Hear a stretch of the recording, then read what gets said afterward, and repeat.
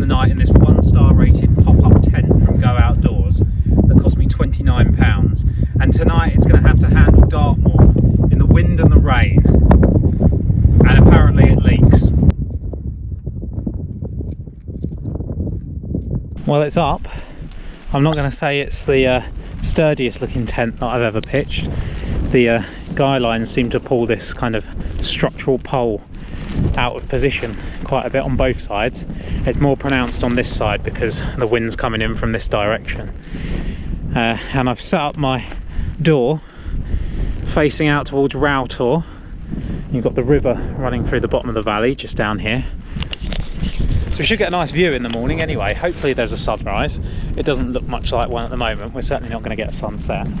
But I'm going to get all my gear inside and I'll show you what else I've bought as well, because I've got a couple of new things to go with this camp that I think might be essential, to be honest, judging by the tent. So I've discovered my first problem. I know you can't see where my feet are, but they are touching the opposite end of the tent. And I'm not laying flat yet. And if I do lay flat, I can't stretch my legs out. They're not straight at the moment. If I try and straighten them, this is going to be a cramped night, I think. I'm starting to think that the comment that said that this tent isn't big enough for one man, let alone two, might be spot on. And believe it or not, this is marketed as a two-person tent. I'm 6 foot tall, obviously a giant of a man, and I'm not going to be able to stretch out tonight. And I think, you know, it could be a long night as well. The nights are starting to get longer. I think sunset's at 7 o'clock tonight. It's 10 to 6 now, and I don't think the sun rises until about 6:30 tomorrow morning.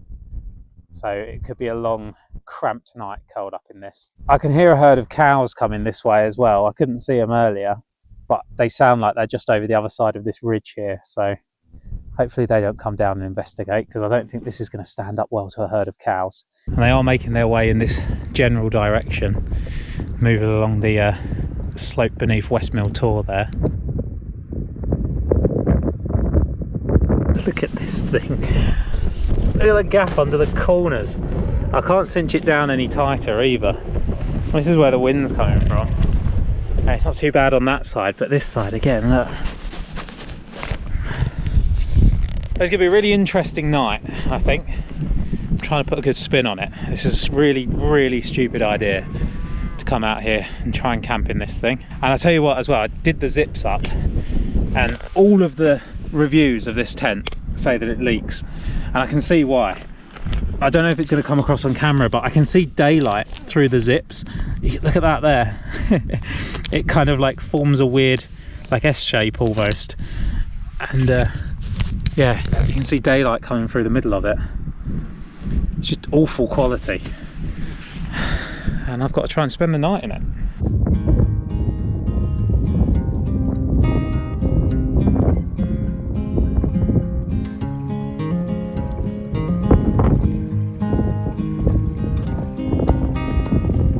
Look at the amount of space that we're working with here. I mean, we've got the pillows touching the tent on one end, and we've got the foot of the bed touching the tent on the other end. And I've got to put it right in the middle as well, because otherwise there's just no chance, because the corners come in. There's not enough room for two people to sleep side by side. This isn't a particularly wide mat, and there's not enough room for two of these in there. There's no way you're getting two adults in this tent, no chance.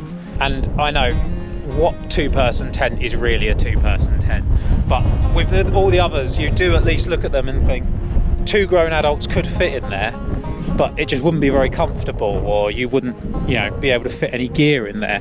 But this one, genuinely, you're not getting two grown adults in there, not unless they're both Warwick Davis.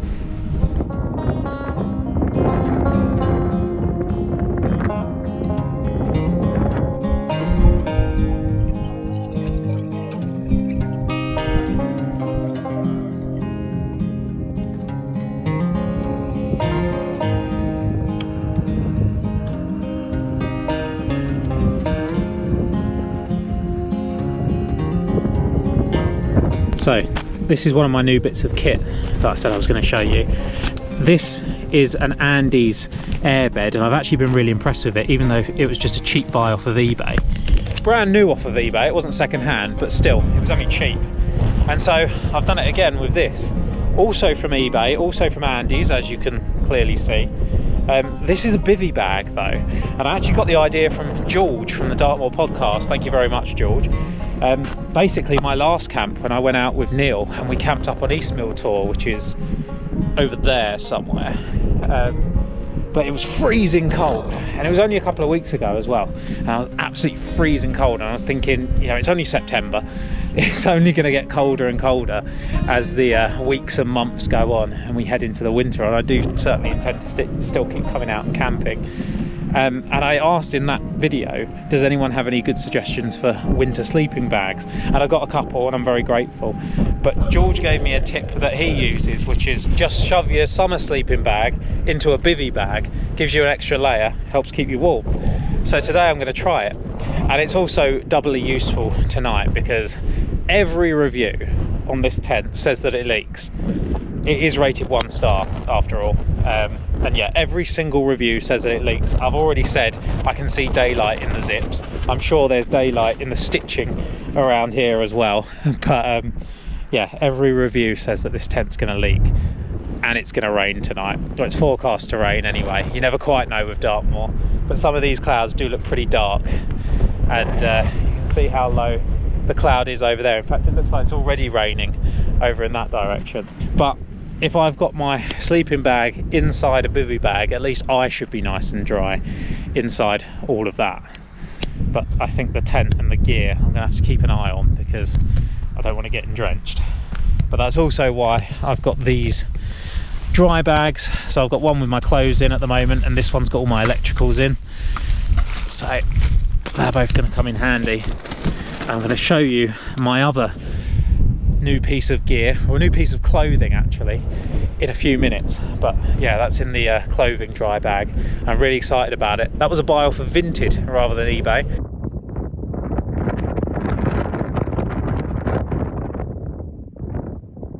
Already these zips are really getting on my wick.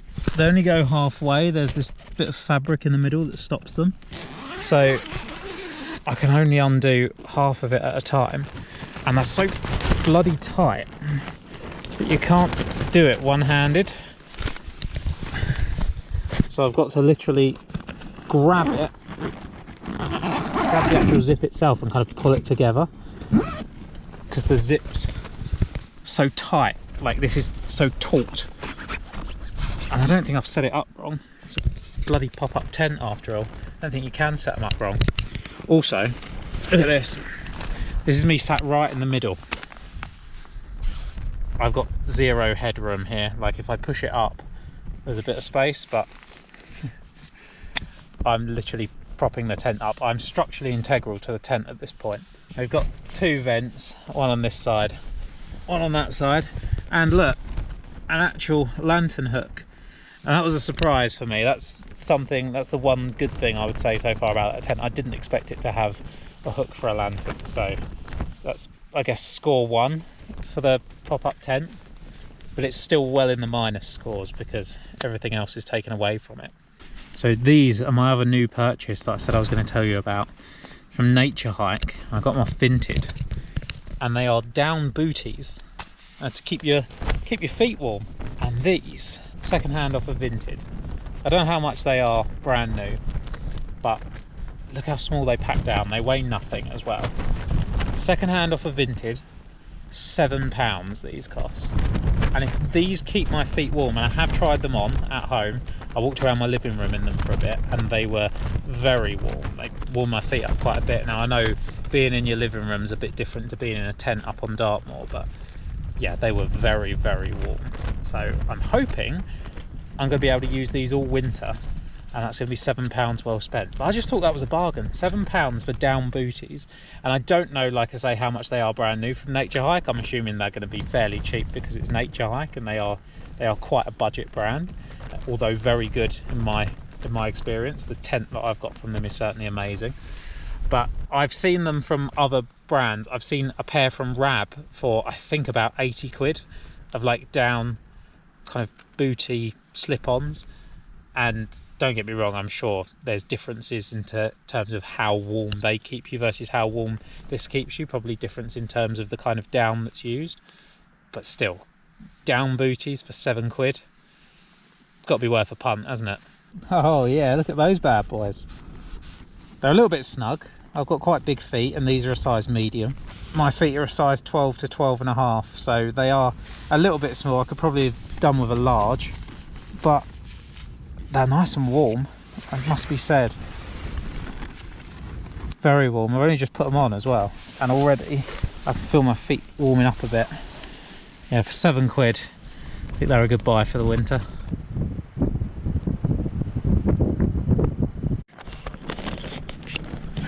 Alright, well, I'm in for the night, as you can plainly see. It's rained a tiny bit. There's been like a few drops every now and then, but every time I go to get the GoPro up and filming, they stop straight away. So yeah, it's just like a couple of little spatterings. It's already wet though on the inside. Like if I'm running my hands around, especially the top bit here, it's damp already, but I don't know if that's more condensation on the inside rather than it leaking. But yeah, it is wet. The seams feel a little bit wet as well, actually. Yeah, I can see this tent leaking, but I'm in my sleeping bag at the moment. I'm gonna put the bivvy bag, I forgot what it was called then. I'm gonna put the bivvy bag over the top of it if it starts raining properly, or if I get too cold. But I'm actually, although the tent is blowing about a bit, I am quite sheltered down here where I am, because I'm pitched quite low down in like this kind of gully, valley, whatever you want to call it, with the Moor Brook running through the bottom. So yeah, I'm going to get some sleep. I'll see you in the morning, or I will check in throughout the night if anything happens. Good night, YouTube.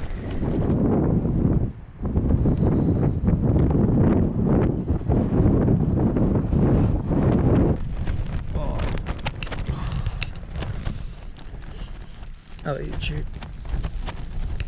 I don't know if you can hear that over the wind. Oh, the pitter patter of raindrops as well as the wind. I've stopped again now. Oh, I don't know. I don't know if they're coming through. I don't know if I'm actually hearing it or not. I've only just realised I didn't actually film myself having dinner. It's a stupid thing to wake up thinking about, isn't it? But yeah, I just realised I filmed myself boiling the water. I didn't film myself eating the food. Thought I'd wake up and tell you that anyway. I wish I had a camera that could capture all these stars for you guys, because it is incredible. Wind's died down completely now, almost dead silent.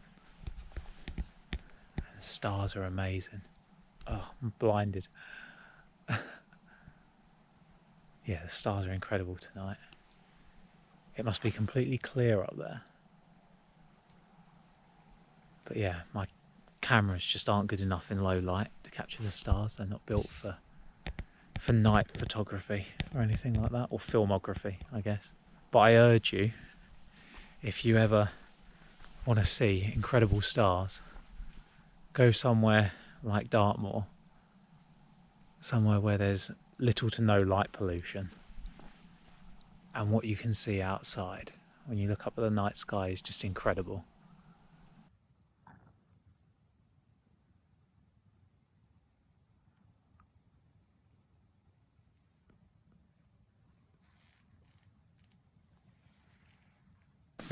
There is a severe lack of room in this tent, as you can probably tell. So I'm touching that end, and when I lay down I'm touching this end as well. There's practically no space on this side of me. I've got my bag there. Boots are inside with me and they stink. There's no vestibule on this tent, so you can't have them outside getting wet. And then I've got all of this crap down here, yeah, very little space that I'm working with. I'm blinding myself just so you can see. Not that you want to see me this early in the morning, but here I am. It's about time to start packing away. So what do I think about this tent? This 1-star rated tent from Go Outdoors? Well, I think it attracts insects for a start. There's been about 30 of them over this tent this morning. Every time I look, there's more. There's another one in there. Yeah, I mean, what can I say about it? It did leak, but it got me through the night. Would I recommend it? No, is the short answer. It has no vestibule, so you're basically reliant on it not raining. You can't store any of your gear outside because there's no vestibule. It's absolutely tiny inside. I know they say it's a 2-person tent. You wouldn't fit 2 children in there, I don't think, let alone 2 adults. And yeah, like I struggled to fit in with all my gear just by myself. I'm 6 foot tall, so I'm not the tallest person, but even still I couldn't stretch out in this tent.